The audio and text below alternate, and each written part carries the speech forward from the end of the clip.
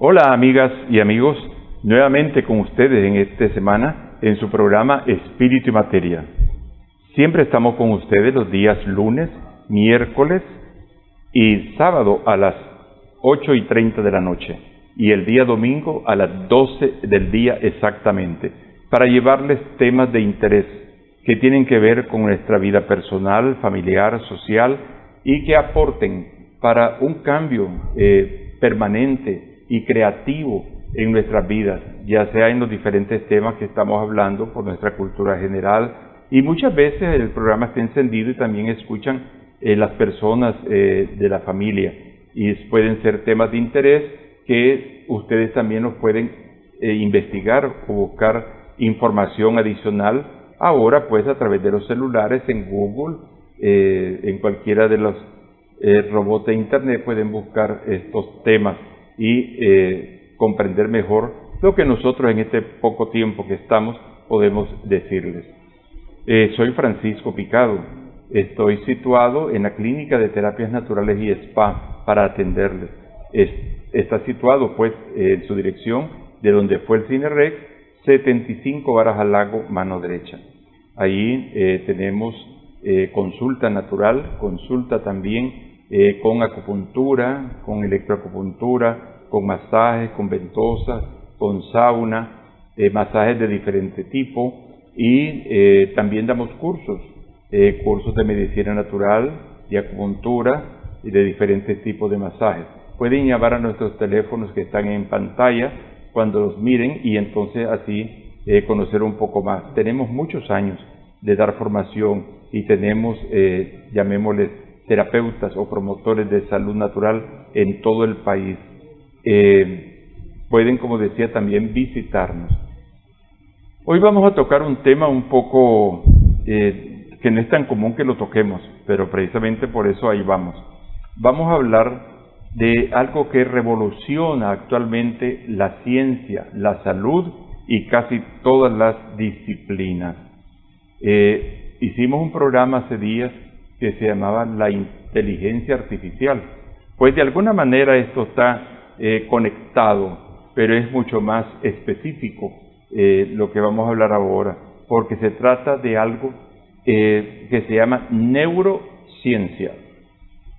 La neurociencia es el estudio principalmente del cerebro y sus funciones, pero lo que sucede es que el bandidito cerebro tiene 1.000.000 de posibilidades y entonces eso se ha tenido que abrir el abanico. Ya no es que el neurólogo va a estudiar las funciones del cerebro fisiológicas, nada más, o sea, para qué sirve tal área, el otra área, o cuando falla un área, qué pasa, ni la medicina, sino que a medida que se va estudiando, se va encontrando cada vez más capacidades, recursos, relaciones entre las ondas cerebrales, y entonces han tenido que buscar, ya no se llama neurociencia, sino que se llama neurociencias en plural, porque ahora tiene que ver el cerebro provoca reacciones de conducta. Entonces ¿quiénes tienen que venir a ver eso? Por supuesto que los psiquiatras y los psicólogos y los orientadores. El cerebro produce reacciones químicas de emociones y también produce reacciones fallidas. Cuando hay alguna falla a nivel cerebral, ya sea inclusive por un derrame o por algún factor de nacimiento o un gen, entonces resulta que la persona tiene cuando yo estudié se decía taras, pero no sé si ahora se dice, ciertas deficiencias, ¿verdad? Por ejemplo, ya sea motoras, ya sea de lenguaje, ya sea de la cognición, se dice, de la capacidad de comprender y conocer nuestro mundo y lo que nos rodea. Por otro lado están el área de los idiomas, el área de las artes, el área de los estímulos al cerebro, por ejemplo con las drogas. Entonces hay tantos campos que la neurociencia se ha hecho ahora como el centro de estudio, porque en la medida que se conoce más de él, se podría en un futuro estimular ciertas áreas. Y ahí está la conexión que les decía con la inteligencia artificial, porque varias conductas, vamos a decir en este momento, o varias acciones que tiene el cerebro, se pueden pasar a las computadoras. Y entonces las computadoras nos corrigen, las computadoras nos enseñan, las calculadoras, para irnos más rápido, saben más matemática que nosotros. Sí. Rapidito nos dicen cuál es la raíz cuadrada de no sé cuánto, nosotros pasaríamos horas y horas dándole. Entonces ha habido para hablar solo de eso, ha habido una gran cantidad de adelantos, que entonces la neurociencia es como la madre de todas las ciencias actualmente.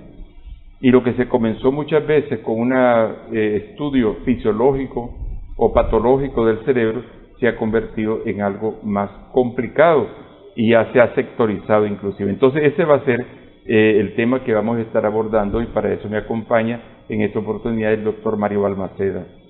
Le agradezco su presencia, doctor, y sus orientaciones.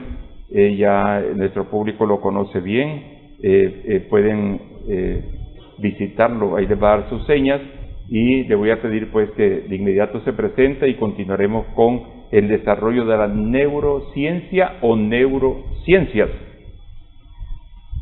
Nuevamente un placer estar en este programa de Espíritu y Materia, recordándoles que estamos para servirles.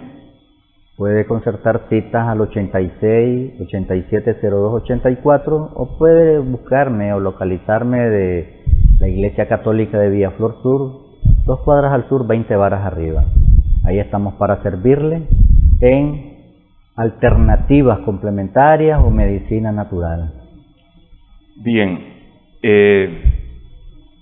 ustedes saben, la neurociencia parece que fuera algo de hace poco, y realmente no tiene mucho tiempo, quizás un siglo y un poco más, que se viene investigando ya de una manera científica o taxativa o sistemática este tema. Pero no crean que los antiguos no observaron eso. Y yo tengo una gran tentación, profesor, de leer lo que dijo Hipócrates. Recordemos que Hipócrates es el padre de la medicina.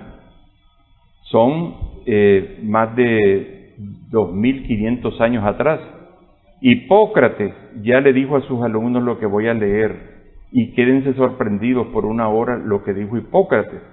Leo textualmente, un poquito largo pero vale la pena.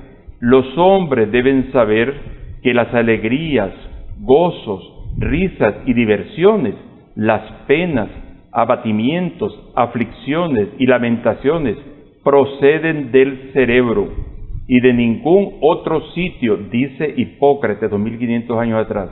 Y así, de una forma especial, adquirimos sabiduría, conocimiento, y vemos y oímos y sabemos lo que es absurdo y lo que está bien y lo que está malo y lo que es bueno, dice Hipócrates, no nosotros. Lo que es dulce y lo que es repugnante, y por el mismo órgano nos volvemos locos y delirantes, y miedos y temores nos asaltan. Sufrimos todas estas cosas por el cerebro cuando no está sano.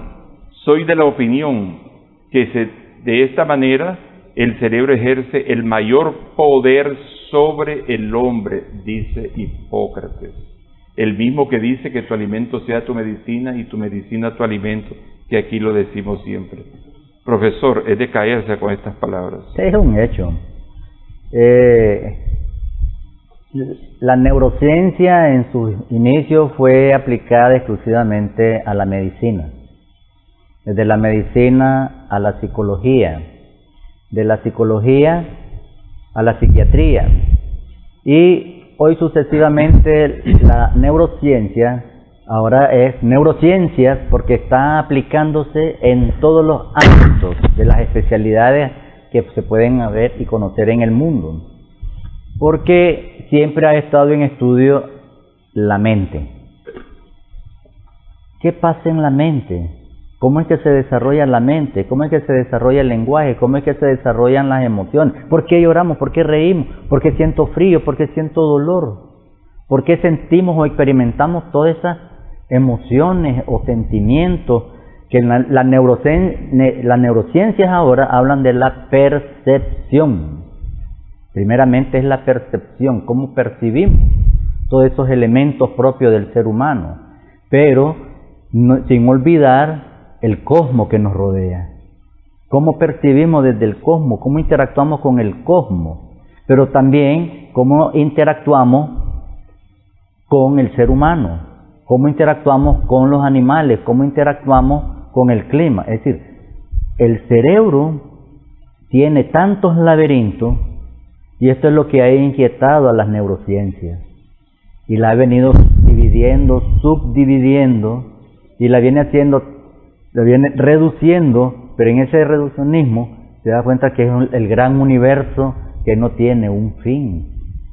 Dentro de las neurociencias, aplicada a la medicina, como se ha venido estudiando toda esa percepción o sensorial que emite el cerebro hacia ciertos órganos, llámese piel, llámese músculo, llámese tendón, es por eso que nació la robótica. Y la robótica ha venido a revolucionar la medicina en el campo de la fisioterapia, porque ya hay aparatos especializados que ayudan a la movilización de aquellos hombres o mujeres, o adolescentes, jóvenes o niños, a que puedan movilizarse con mayor facilidad. Uno de los grandes proyectos de las neurociencias se llama Sofía. Es una robot. Sofía, en la última entrevista que ella daba, decía: dentro de poco voy a llorar, todavía no he experimentado el llanto, esa emoción, pero pronto yo voy a llorar y voy a verter una lágrima, como lo hacen ustedes los seres humanos. Entonces, cuando hablamos de las neurociencias, estamos hablando de un campo tan abierto ahora a todas las especialidades, a muchas ciencias mismas, ¿verdad? A nivel educativo, ¿verdad? Por el asunto de la lingüística. ¿Cómo es que podemos aprender otras lenguas? ¿Cómo es que tenemos esa capacidad de interpretar? ¿Cómo es que tenemos esa capacidad de enviar al hombre a la luna? Es decir, ¿de dónde nacen todos esos aspectos biológicos, inclusive a nivel espiritual, ¿no? Por lo sensorial?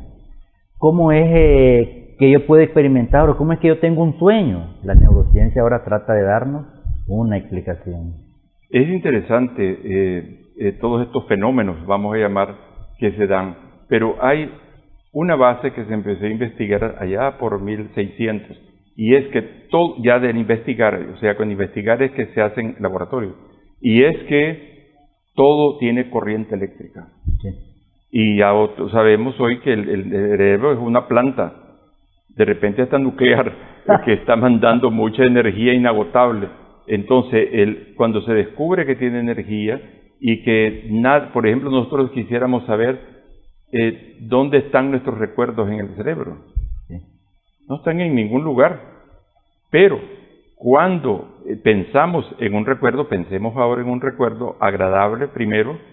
En el primer momento posiblemente lo visualizamos y intervienen nuestros sentidos, interviene nuestro gusto, nuestro olfato y nuestro oído. Todos los sentidos, inclusive el tacto, se unen a una parte del cerebro y esa va a un centro de memoria y regresa, pero eso en fracción de microsegundo. Entonces, de esa manera nosotros podemos recordar, podemos imaginar.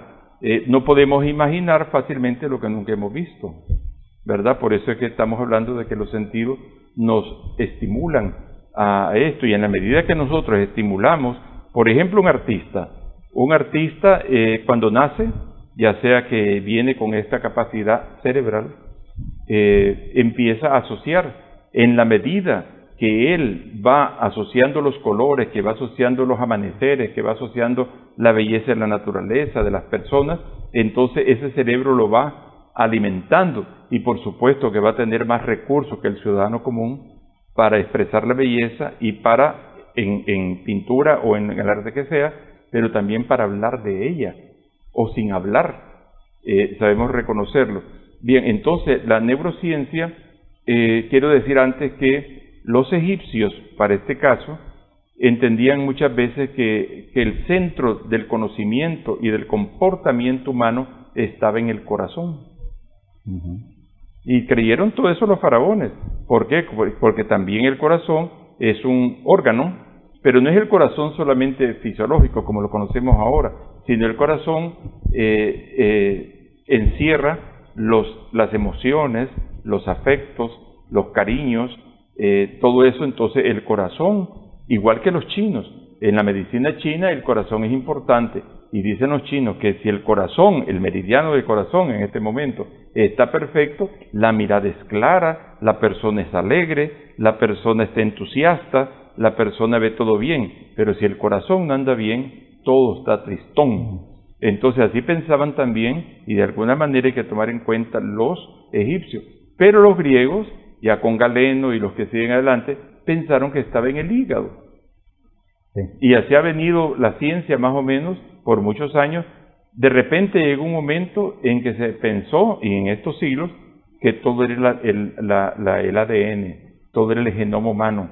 Y es importante, pero el genoma humano es un estudio que se ha hecho de las características de los genes que nos hacen el comportamiento como seres humanos. Y un solo gen que nos falte nos hace adefesios. Sí. Entendiendo adefesios que nos salimos de lo corriente y normal. Podemos tener una conducta errática en común de lo que nosotros hacemos. Entonces, el genoma también está estudiándose como un cambio estructural, inclusive de nuestra generación y de nuestros órganos, y de la modificación inclusive de ellos. Pero la neurociencia como que le da un brochazo a todos y se eleva. Sí. Porque, como dijimos, neurociencia y neurociencias.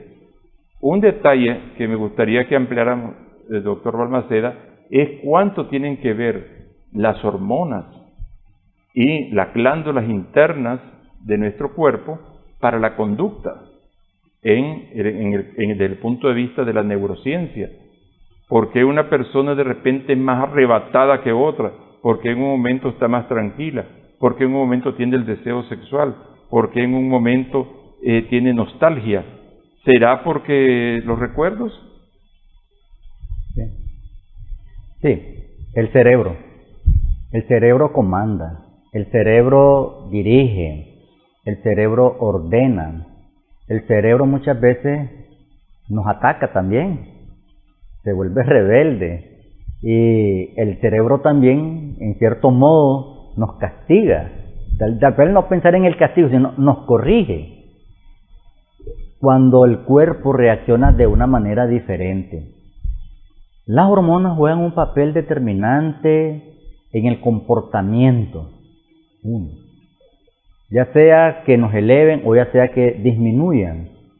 Si nos elevan, hay problema.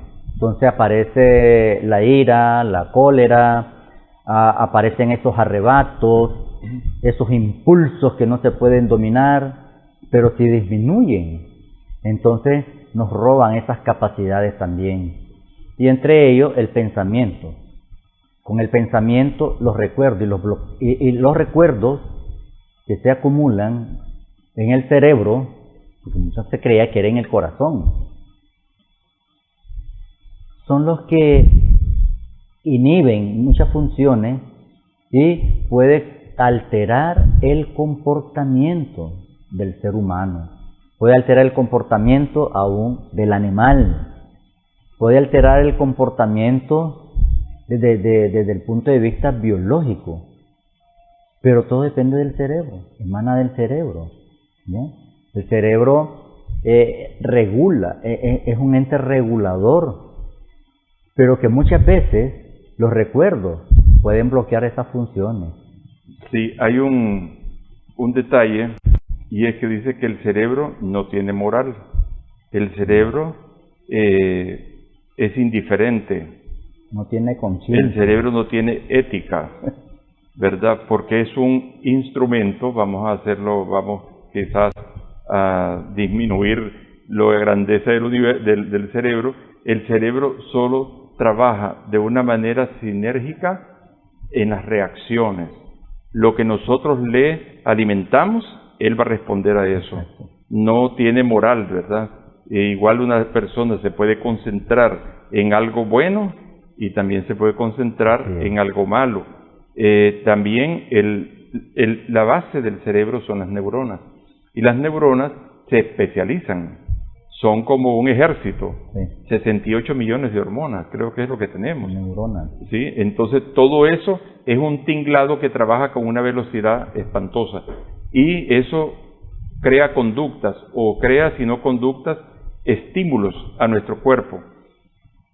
Se dice también que nosotros, para cambiar un esquema cerebral de fondo a través de metodología adecuada, y eso lo hacemos nosotros en lo que llamamos reprogramación mental, en una terapia que ocupo en la clínica, necesitamos 21 días, ya está medido, 21 días para cambiar un hábito.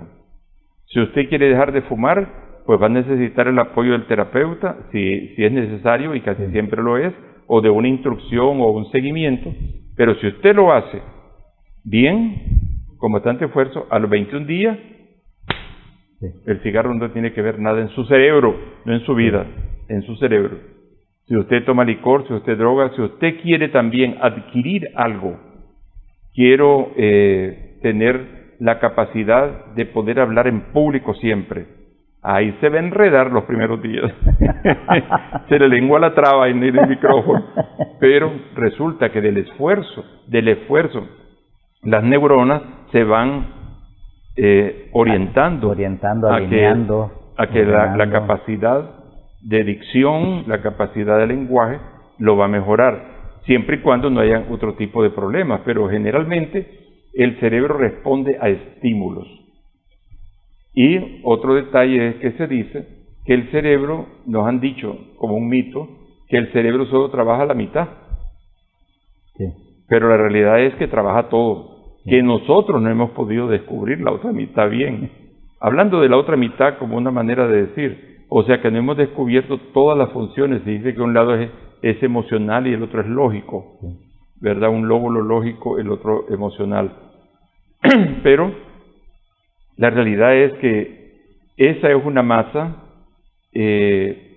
como ahora se compara con las computadoras, ¿verdad? Es decir, o las computadoras se comparan con él. Una computadora tiene una serie de algoritmos y de reacciones matemáticas y algebraicas que con tal que apuntes una, ellas caminan y van a un punto de información o de acción. Entonces así trabaja gran parte de nuestro cerebro. Entonces en el cerebro tenemos lo que nosotros le promovemos. También hay aspectos que llamamos la intuición. Sí.